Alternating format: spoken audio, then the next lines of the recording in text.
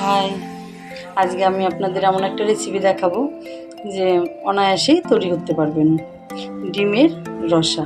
অনেকেই তো অনেক কিছু খেয়েছেন, কিন্তু ডিমের রসাটা একবার ট্রাই করে দেখুন।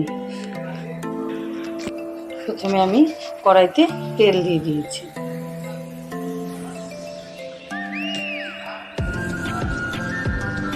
এবার একটু হলুদ দিয়ে দেব।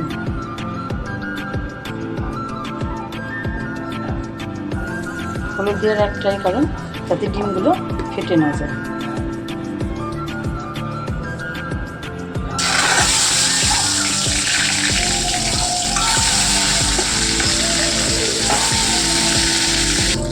ডিমটা ভাজা ভাজা হয়ে গেছে।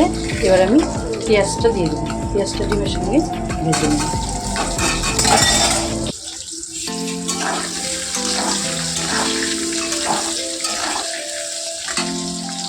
যেহেতু রসা, যেহেতু ডিমের রসা, সেহেতু আমি পেঁয়াজটা ডিমের সঙ্গে দিয়ে দেবো।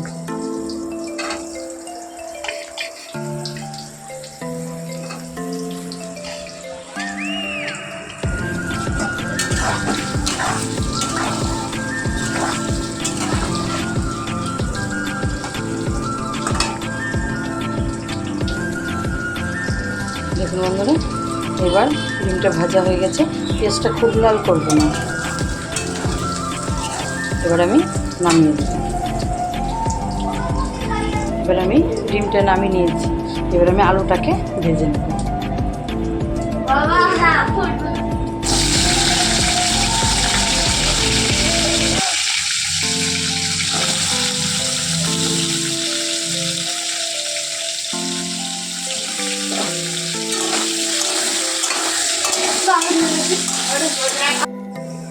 আর দিয়ে দেবো পরিমাণ মতো লঙ্কার গুঁড়ো। দিয়ে ভালো করে নাড়াচাড়া করে নেব।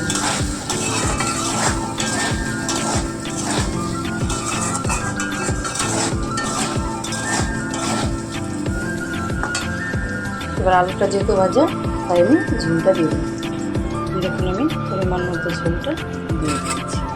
খুব বেশি ঝোল দেবো না। এবার এরকম ফুটতে থাকবে, তখন আমি ডিমটা দিয়ে দেবো।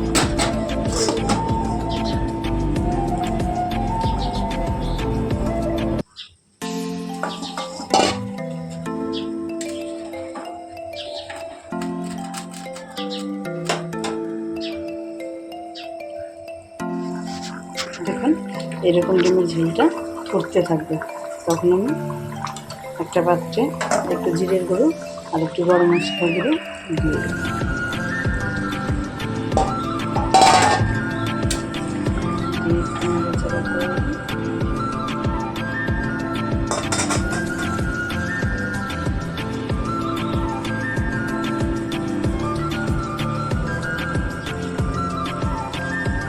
রেডি ডিমের রসা।